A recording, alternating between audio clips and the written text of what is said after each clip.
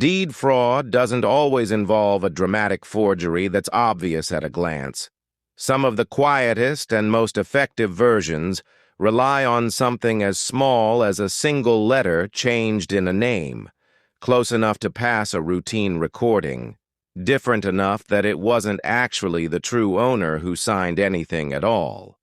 Finding this kind of fraud requires a specific kind of comparison that most casual title searches never think to do. Today, I want to walk through how this specific kind of fraud gets recorded, why it's so easy for it to slip through the system undetected, and exactly how to check your own family's land records for this pattern. Why county recording offices don't catch this kind of fraud. Visual, clerk at a courthouse recording window accepting and stamping a deed, no verification process shown beyond confirming the document meets basic formatting requirements. County recording offices generally perform what's called a ministerial function. They confirm a document meets the basic formal requirements for recording, such as proper notarization and a legible legal description, and then they record it. What they do not typically do is verify that the person signing is actually who they claim to be, or cross-check the spelling of a name against every other instrument that person has ever recorded. Visual, fraudulent deed being submitted with a name spelled almost identically to the true owner's actual name, passing through the recording process without any flag being raised. This means a fraudulent deed using a name that's spelled just closely enough to the true owner's actual name.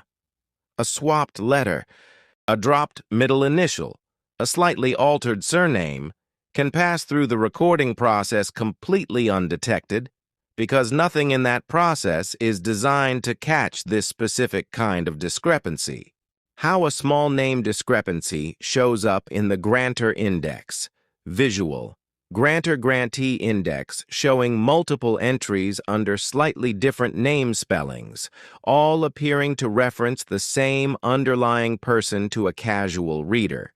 In the grantor-grantee index, a fraudulent deed with an altered name typically appears as its own separate entry, technically indexed correctly under whatever name was actually written on the document, even though that name doesn't precisely match the true owner's legal name as it appears on every other instrument they've genuinely signed.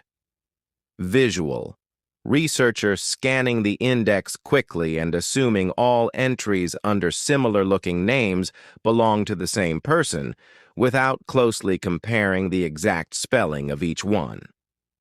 A quick search of the index can easily miss this discrepancy because a researcher scanning for a specific name will often mentally group together entries that look close enough to be the same person. Exactly the assumption a fraudulent deed with an altered name is counting on. How to actually catch this kind of discrepancy. Visual. Every instrument recorded under a property owner's name pulled individually and laid out together, name spelling on each one compared letter by letter against the others. The way to catch this is methodical rather than a quick glance. Pull every single instrument recorded under a specific owner's name, every deed, every mortgage, every release, every mineral or timber instrument, and compare the exact spelling of the name on each one, letter by letter, against the others. Visual. One instrument identified with a name that doesn't precisely match the spelling used consistently across every other document the true owner has ever recorded. A name that is spelled consistently across dozens of authentic instruments, but differs by even a single letter on one specific document, is exactly the kind of discrepancy worth investigating further, regardless of how minor the difference initially appears. Visual.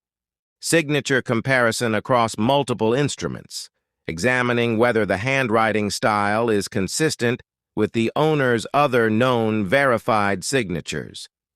Beyond the printed name, comparing the actual signature its style, its consistency, its general characteristics, across multiple authentic instruments can add another layer of confirmation when a suspicious document is identified. What to do if you find a discrepancy like this? Visual. Suspicious instrument pulled in full. Complete text, read carefully, grantee name, and any conveyed interest specifically identified. If you find an instrument with a name discrepancy that concerns you, pull the complete document and read it fully. Note exactly what was conveyed, to whom and when it was recorded. This information is essential for whatever comes next. Visual. Notary acknowledgement on the suspicious instrument examined closely, checking whether it appears to follow standard practice or shows any irregularities. Examine the notary acknowledgement closely as well. Notary records themselves are sometimes independently searchable, and a notary's own journal, where one was kept, can sometimes provide additional documentation about who actually appeared before them on the date in question. Visual, family or property owner consulting a real estate attorney with the complete documentation of the discrepancy in hand, ready to pursue whatever legal remedy applies. This kind of finding warrants prompt attention from a real estate attorney who can evaluate the specific facts and advise on the appropriate legal steps to challenge and correct a fraudulent instrument in the public record. Why periodic self-searches matter. Visual.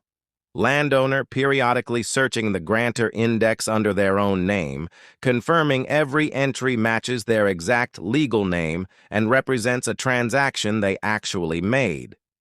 The best defense against this specific kind of fraud is a periodic habit. Searching the grantor index under your own name every so often, confirming every single entry represents a transaction you actually made, and checking that your name is spelled identically across every instrument found. Visual. Same periodic search extended to co-owned family land, checking every co-owner's name for the same kind of consistency.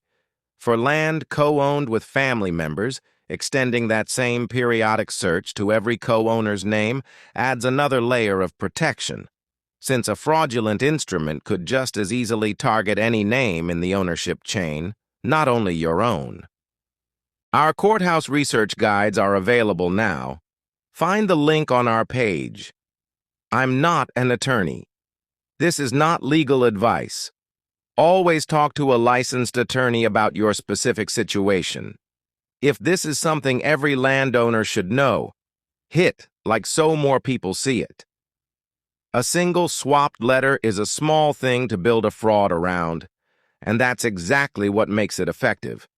County offices record what's presented to them without cross-checking spelling against everything else in a person's history. The only real defense is doing that comparison yourself, methodically, before a small discrepancy has years to sit quietly in the public record.